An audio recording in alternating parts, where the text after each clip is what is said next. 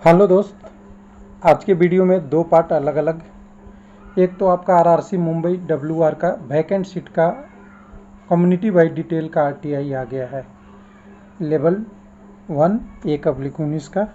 दूसरा RRC CR का GDC exam out हो गया है, जिसमें टेक्नीशियन, जेई, एलपी और ट्रेन मैनेजर गुड गार्ड्स की पोस्ट है। नोटिफिकेशन 2023 में आप देखेंगे तो पहले एचआरएम से अपडेट करने के लिए बोला गया था, वो मैंने वीडियो पहले बना रखा था।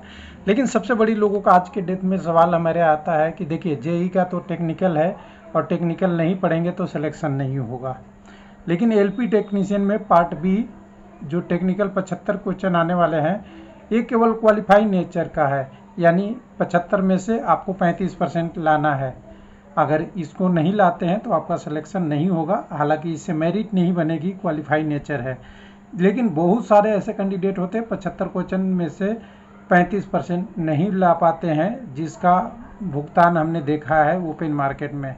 क्योंकि कई लोगों का टेक्निकल छूट जाता है और जितने भी कैंडिडेट होते हैं अभी जॉब में, तो जीडीसी में अपने अपने जोन में ही भर सकते हैं, सब लोग जानते हैं।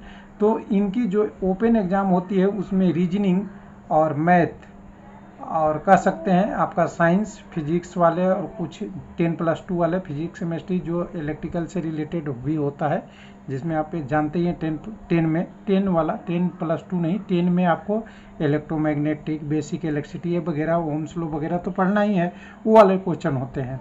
तो लोगों को लगता है कि ये वाले टॉपिक तो हम कर लेंगे, क्योंकि कंपटीशन तो हमारा इम्प्लाई से है, ओपन मार्केट से है नहीं कि एकदम कटअप कम बहुत ज़्यादा गएगा। लेकिन अगर आपने यहाँ क्वालिफाई कर लिया और पार्ट बी में नहीं हुआ तो आपका सिलेक्शन नहीं होगा। तो पार्ट बी के लिए थोड़ा सा मैं हिंट बता दूँ कि हमने कोशिश कर रहे हैं और अच्छा खासा मैंने मेहनत करके अभी 2 चीज़ बना दिया है। इलेक्ट्रिकल ग्रुप के लिए, जिसमें इलेक्ट्रीशियन, आरएससी, वायरमैन और इंस्ट्रूमेंट मैकेनिक, और दूसरा आपका किसके ग्रुप के लिए जो पीडीएफ हमने बना दिया है। तो एक आपका इलेक्ट्रीशियन, वायरमैन, इंस्ट्रूमेंट मैकेनिक और वायरमैन वाला, आर्मेचर वाइंडिंग वाला में अभी हमने टोटल 225 कितने क्वेश्चन हो गए, पहले 225 इलेक्ट्रीशियन से और 75 क्वेश्चन रिफ्रिजरेंट एंड एयर कंडीशनिंग से डाल दिया है। कोशिश करेंगे इंस्ट्रूमेंट मैकेनिक, वायरमैन और वाचर, आर्मेचर वाइंडिंग का हमें क्वेश्चन मिल जाए तो इसको भी हम करके आपको पीडीएफ रूप में सॉल्व करेंगे। हालांकि अभी टाइम लगेगा, अभी तो 45 है, 45 रुपये है 4 पेपरों का, लेकिन अभी इसमें बहुत मेहनत करने की ज़रूरत है और टाइम भी लगेगा, 1-2 टीम लगाना पड़ेंगे। उसके बाद हमने मैकेनिकल वाला सेक्शन वाला आपको ऑटोमोबाइल वाले हैं, जिसमें आपका फीटर वगैरह सारे आ जाते हैं, उसमें अभी 2 बन गया है। एक तो डीजल मैकेनिक का, एक रेफ्रिजरेंट कंडीशनिंग का। अभी ये शुरुआत स्टेज पे है, अभी अपडेटिंग हो रहा है।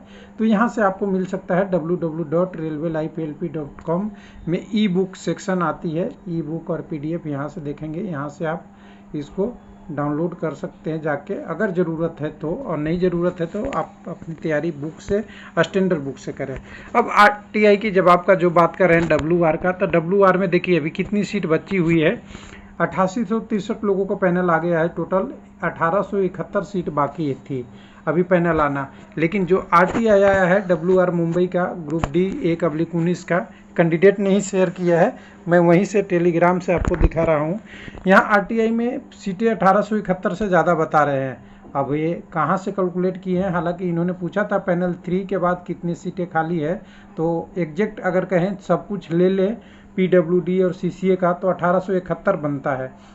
लेकिन यहाँ से देखेंगे तो 8, 5, 13, 13 और 2, 15 और 6, 21 और 1, 22 तो डायरेक्ट हो रहा है पूरे में। उसके बाद 54, 21, 58, 2 और 67 ये भी लेंगे तो ये कुल मिला के 2500 के आसपास सीट दिखा रहा है, जो 1800 कुछ से 70 या कुछ से उससे बहुत ज़्यादा है, यानी 700-800 सीटें ज़्यादा दिख रही है खाली। तो चलिए, जितनी खाली अच्छा दिखाए रेलवे, अच्छी बात है। हो सकता है कुछ लोग नहीं ज्वाइन किए हैं, उनको भी कंसीडर कर लिया हो, या ज्वाइन करने के छोड़ दिए उनको भी कंसीडर कर लिया हो। हालांकि इन्होंने तो वैकेंसी के अगेंस्ट पूछा था कि कितनी वैकेंसी पैनल आने के है, तो वैकेंसी तो टोटल यहाँ थी आपकी 10,734, सब कुछ मिला के, सीसीए, पीडब्ल्यू सब मिला के, उसमें से 8,863 का पैनल जारी हो चुका है। तो चलिए, डब्ल्यूआर का बहुत लोगों को न्यूज़ नहीं था, वो मिल गया है। अब दूसरे स्टेज पर चलते हैं, जीडीसी वाला। जो जीडीसी की बात थी, जो लोगों का था सवाल कि जीडीसी मुंबई जो एक्सपेक्टेड था कि यहाँ एलपी टेक्नीशियन की अच्छी वैकेंसी आएगी और आया भी है। हालांकि थोड़ा सा कह सकते हैं कि जो आपका ट्रेन मैनेजर है उसकी पोस्ट कम है, जेई का भी ठीक ठाक है। तो 1 मिनट जेडीसी में जाएंगे तो 1 मिनट कोटा जीडीसी वाला, 1 मिनट फिर से मैं इसको क्लिक कर लूँ। ये 1 मिनट थोड़ा इसमें करके करूँगा, मैं एक बार रिफ्रेश करूँगा तो आ जाएगा मेरे पास। हाँ आ गया, यहाँ तो रिफ्रेश किया तो मैं ये डाटा आ गया आपके पास। 1/8 का अभी डिटेल आ गया है जीडीसी नोटिफिकेशन का। पहले के नोटिफिकेशन थे 2/19 और 1/22, उसको स्टेशन मास्टर छोड़ के सबको कैंसिल कर दिया था। और उससे पहले दिया था कि अपनी डाटा उस पर अपडेट कर लें डाटाबेस में, जिससे आपको भरने में आसानी हो। अब इस नोटिफिकेशन को थोड़ा सा ध्यान से देखिएगा। इस नोटिफिकेशन में देखेंगे तो जीडीसी के लिए तैयारी करते वक्त सिलेबस तो आपको पहले ही बता दिया गया है, सबका एक ही स्टैंडर्ड सिलेबस है।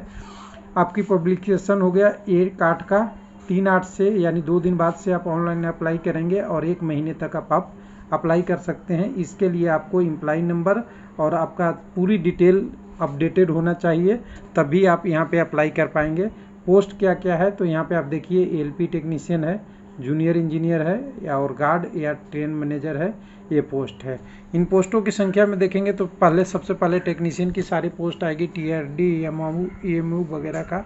उसके बाद आप एलपी में देखेंगे तो इलेक्ट्रिकल एलपी और मैकेनिकल एलपी, मतलब दोनों मिला के आपको 700 कितने सीट हैं, 700 हो जाएगा, 31 सीटें हैं आपको। और ठीक ठाक वैकेंसी है जीडीसी में, जो लोग बनना चाहते हैं एलपी। और टेक्नीशियन में भी ठीक ठाक है, लेकिन हर कैटेगरी का अलग अलग है। टीआरएस में ज़्यादा है आपका, उसके बाद ईएमयू इलेक्ट्रीशियन 3 में ज़्यादा है, फिर अलग अलग है, फीटर वाले में ज़्यादा है। कुछ 30 वैकेंसी सिग्नल में है, 10 वैकेंसी टेलीकॉम में है। यानी आपका 10+2 क्वालिफिकेशन है, उनके लिए भी है ये जॉब। उसके बाद अगर यहाँ बात करेंगे तो यहाँ पे उसके बाद आपका जेई का है, जेई में भी ठीक ठाक पोस्ट है। और गुड गार्ड्स का थोड़ा एक्सपेक्टेड से, या ट्रेन मैनेजर का पोस्ट 82 ही है, जो कम है अलग अलग कम्युनिटी करने के बाद, तो 82 का। और कई सारे जोनों में मैं बोला था कि देखिए कई सारे जोन ईडब्ल्यूएस के दे रहे हैं। जैसे अभी हमने पीछे बात किया था, नॉर्दर्न रेलवे में ईडब्ल्यूएस के लिए उन्होंने दिया है, लेकिन यहाँ पे ईडब्ल्यूएस को सीट नहीं दिया है। तो देखिए हर आरआरसी अपने तरीके से अलग से चल रहा है, क्योंकि ये जीडीसी 2018 के अगेंस्ट है और 2019 की वैकेंसी के अगेंस्ट जो होगा उसमें तो ईडब्ल्यूएस आनी चाहिए। तो अगर ट्रेन मैनेजर है या गुड गार्ड्स है उसमें तो ईडब्ल्यूएस आ जाता। एलपी टेक्नीशियन और जेई में तो 2018 में ईडब्ल्यूएस नहीं था, तो हो सकता है उसका नहीं आए, लेकिन कम से कम ट्रेन मैनेजर में तो चाहिए था। तो यहाँ पे देखिए, अगर करने के बाद आप नीचे में देखेंगे तो सारा सिलेबस आपको सीधा सीधा बता दिया जाए। सब सिलेबस में अगर एक लाइन में बात किया जाए तो सबसे ईजी सिलेबस आपका ट्रेन मैनेजर का है, यानी जीडी का। जीडी में आपको एक बार में भरेंगे, 100 नंबर के क्वेश्चन देंगे, डायरेक्ट आपका मेरिट बनता है, सिलेक्शन होगा। हालांकि प्रश्न का डिफ़िकल्टी लेवल क्या होगा, लेवल 5 का जॉब है, अलग हो सकता है, लेकिन एक्चुअली एक ही पेपर देना है। जेई में आपको एक ही पेपर देना है, लेकिन पेपर का पैटर्न ऐसा होगा कि आपके 50 और 100 दो के मिला के आपको 150 क्वेश्चन करने होंगे। 50 नॉन टेक्निकल और 100 टेक्निकल होगा।